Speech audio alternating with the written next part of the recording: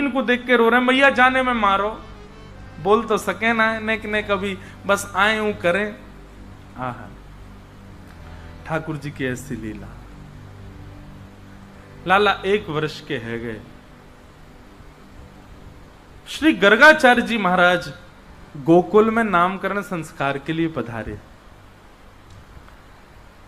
गर्गाचार्य जी महाराज ने आकर के कही, बोले मैया कल को मुहूर्त बहुत बढ़िया, कल तुम्हारे लाला को नामकरण संस्कार करूंगा मैं, लेकिन मैया एक मेरी बात सुन ले। यशोदा मैया बोली, आज्ञा करो बाबा। बोले मैया तुम जितने उत्सव करो, इतनो ढिंडोरो पीट दो कि कोई ना कोई राक्षस आ ही जावे लाला को परेशान करवे। या हमारी मेरी बात मानो, लाला को नामकरण संस्कार तो गोपनीय भाव से करियो, कोई को मत बताइयो। यशोदा मैया बोली, हम तो पड़ोसी इनको नहीं बताएंगे। और रही बात भंडारो करनो, तो या बार गैयान को करेंगे, 9 लाख गैयान के बीच में बैठ करके ठाकुर जी को नामकरण संस्कार करेंगे। गर्गाचार्य जी बोले, कल की तिथि बढ़िया है, कल करेंगे। मैया मेरे संग मेरे ठाकुर जी आए हैं, तो ठाकुर जी के मैं अपने हाथ से भोजन बना करके प्रसादी करूं, तो आप मुझको सामग्री दे दो सूखी, मैंने एक सामग्री बनाए लूं, ठाकुर जी को भोग लगाए दूं। यशोदा मैया ने गोबर को चौका लगायो, सब सामग्री ला करके गर्गाचार्य जी को प्रदान कर दें। बोले बाबा आप बढ़िया प्रेम से भोग बनाओ, आरोगाओ ठाकुर जी को। गर्गाचार्य जी ने बढ़िया सुंदर सामग्री बनाई, खीर बनाई, सब्जी बनाई, रोटी बनाई, जो जो सामग्री बनाई। खीर बड़ी रज रज के बनाई, केसर युक्त, इलायची युक्त, मिश्री, खांड की मिश्री की खीर।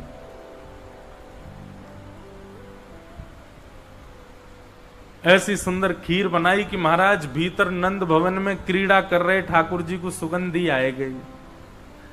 और जैसे ही लाल जी को सुगंधी आई, खेलते खेलते ठाकुर जी तो रुक गए। नेक्स्ट से लाला और नेक्स्ट से बलराम जी। बलराम जी कहीं लाला का गयो, तो रुक काई को गयो। बोले बाबा देख, बाहर एक पंडित आयो, गर्गाचार्य उबा ने ऐसी जोर की खीर बनाई है, मेरे तो मुंह में पानी आ रहा है। देखो ये उन लोगों के लिए सीख है जो केवल सामान्य रोटी सब्जी बना करके ठाकुर जी के आगे धरे आते, भोग लगा लो। ठाकुर जी को ऐसे भोग की कोई आवश्यकता नहीं है।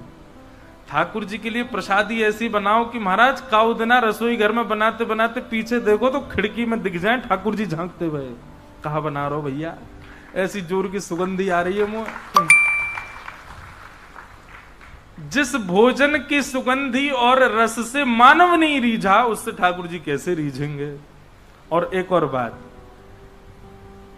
ठाकुर जी की प्रसादी में आप मसाले कितने डालो, व्यंजन कितने डालो, इसकी आवश्यकता नहीं है। आप जो भी बनाओ उसमें केवल प्रेम मिश्रित होना चाहिए। खूब प्रेम से कोई भी वस्तु बनाया करो तो उस समय विचार करके बनाया करो कि इसको ठाकुर जी कैसे पाएंगे, उनका रूप इसको पाते समय कैसा होगा। अपने आप वो वस्तु इतनी प्यारी बनेगी, इतनी इतनी आनंददायी बनेगी। खीर बनाओ तो खीर बनाते बनाते मन में भाव रखो, लाला के हाथ सन जाएंगे, खावे को तो नाक पे लग जाएगा, होठ पे लग जाएगा, पूरे मुंह पे चिपकाए लेगो और फिर जीभ निकाल निकाल के चाटेगो। ऐसी तो बने कि मुंह पे लगे वो। लपटे मासी खीर, लपटे मासी खीर समझे महाराज, खीर कम रबड़ी ज्यादा लगे। खीर कैसी बनाते हैं हम लोग, वहां में दूध ही दूध दिख रहा है और चावल अलग तैर रहे हैं, ऐसी नहीं।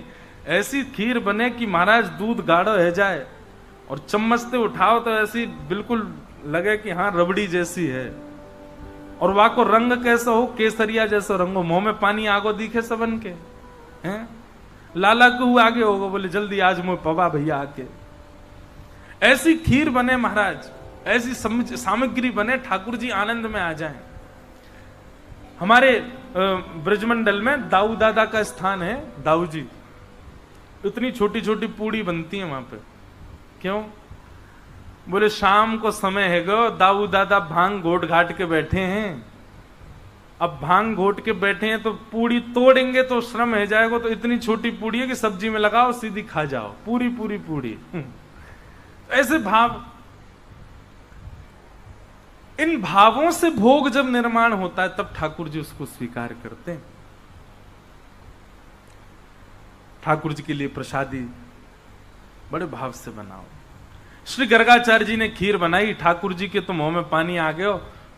बलराम जी तो बोले बाबा मैं तो जा रहा हूं पावे, और मुझे बढ़िया लगी तो तुमको इशारा कर दूंगा, तुम आ जाइयो। बलराम जी बोले लाला मैं तो जानू तो बढ़िया लगी, अकेलो ही चट्ट कर जाएगा, मुझे ना बुलावे को, मैं जानू तो है, लेकिन तू चलो जा, तू पाले, कोई बात ना। ठाकुर जी गुटमुन गुटमुन गए और निकल करके बाहर आए। गर्गाचार्य जी की थाल में रखे भाई सुंदर खीर उठाए ली और प्रेम से पान लगे। गर्गाचार्य जी तो नेत्र बंद करके त्वदीयम वस्तु गोविंद तुभ्यमेव समर्पयेत् ग्रहण सुमुखो भुक्त्वा प्रसीद परमेश्वर नाम जप कर रहे थे। ठाकुर जी आए, आकर के जैसे ही पात्र उठा के पान लगे,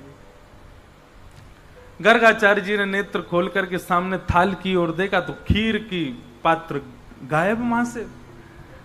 नेत्र घुमा करके देखा तो बगल में छोटे से ठाकुर जी बैठे हैं, पूरे नाक पे, मुंह पे, आंख पे सब जगह खीर लगा ली हो, यहां तक खीर लग रही है और जीभ निकाल निकाल के नैने से लाल जी चाट रहे हैं।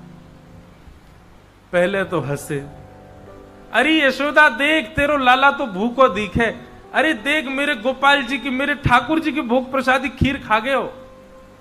अब मैया भोग तो सबरो झूठा है गयो, अमुक दोबारा बनाना पड़ो। गर्गाचार्य जी बेचारे पहली बार हुई ना तो बड़े हंस हंस के बोल रहे हैं।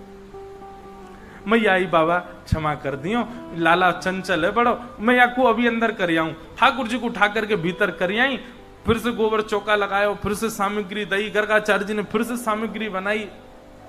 दाऊ दादा बोले लाला कैसी रही खीर? बोले खीर तो बहुत जोर की, लेकिन चेला ने कच्चो है, मैया तो शिकायत कर दे मेरी, आधी अधूरी खीर में ही खींच लियो मैं। कोई बात ना लाला तू तो कृपालु है। बोले हाँ भैया चलो खेलेंगे हम तो। गर्गाचार्य जी ने दोबारा खीर बनाई और बढ़िया बनाई, पहले से बढ़िया सुंदर युक्त कर दे। अपने ठाकुर जी से, ठाकुर जी अब भोग लगाओ, नन्हे से बालक ने झूठा कर दिया आपका प्रसाद, अब प्रेम से पाओ।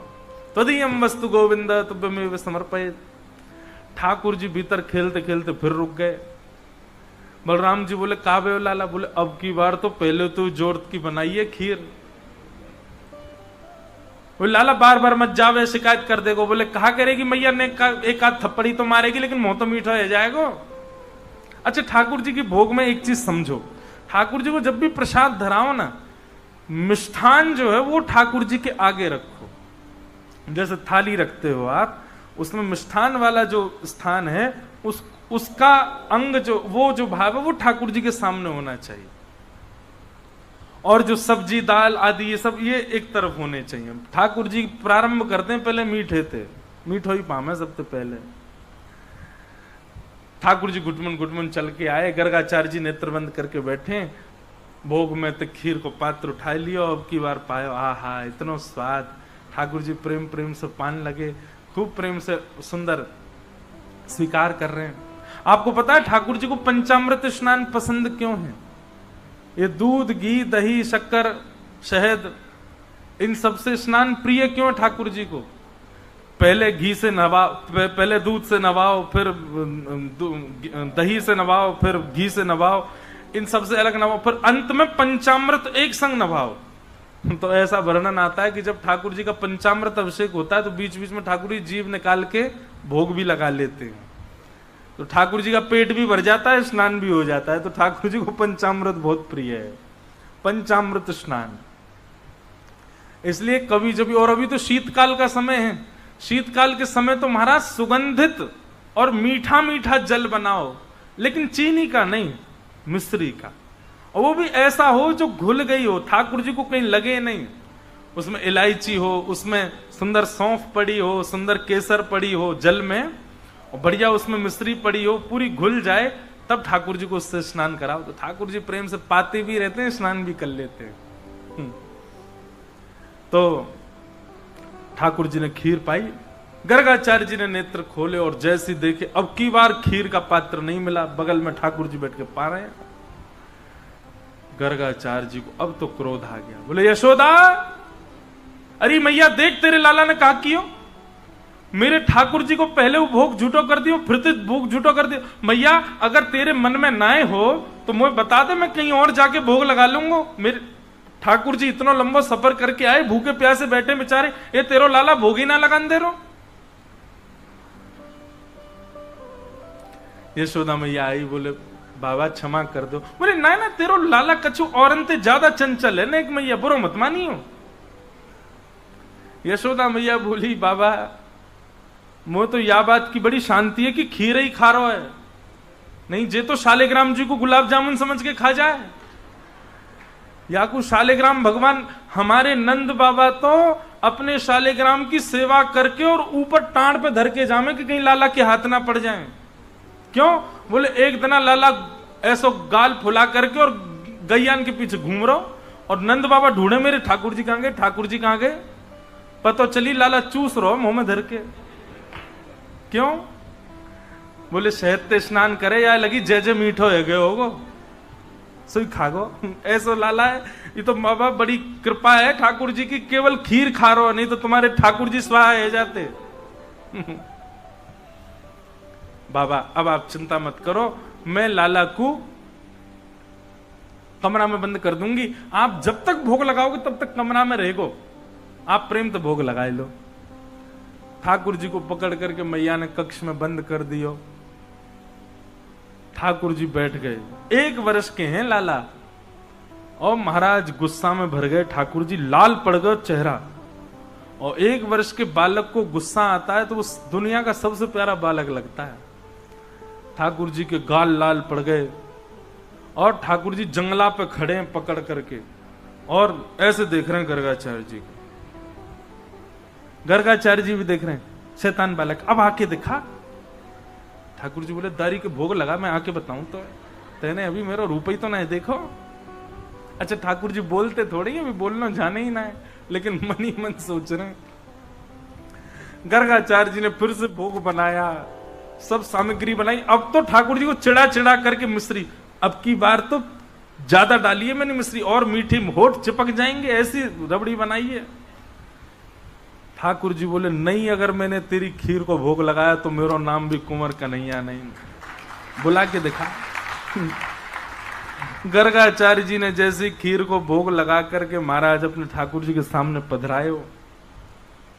नन्हे से ठाकुर जी कौन ताले वाले, उनके सामने तो नेक में महाराज ताले वाले सब खुल गए भारते।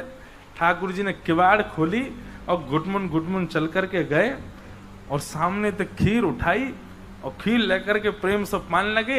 यहाँ गर्गाचार्य जी त्वदीयम वस्तु गोविंद, थोड़ा अपना जाप वाप करने के बाद नेत्र बंद करके बैठे थे। ठाकुर जी भोग लगा रहे हैं, और जैसे ही अब की बार नेत्र खोल करके देखा तो नन्हे से गोपाल जी नेक से बटुआ से ठाकुर जी के 4 भुजा प्रकट है गई, और महाराज एक भुजा से खीर को पात्र पकड़ो है, एक भुजा से ठाकुर जी खीर पा रहे हैं, और अपनी तीसरी भुजा से वही खीर को लेकर के गर्गाचार्य जी को पवा रहे हैं।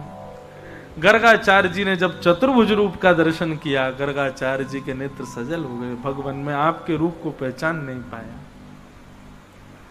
ऐसा सुंदर रूप प्रकट करके श्री गर्गाचार्य जी को सुख प्रदान कर रहे हैं ठाकुर जी। नन्हे से गोपाल जी।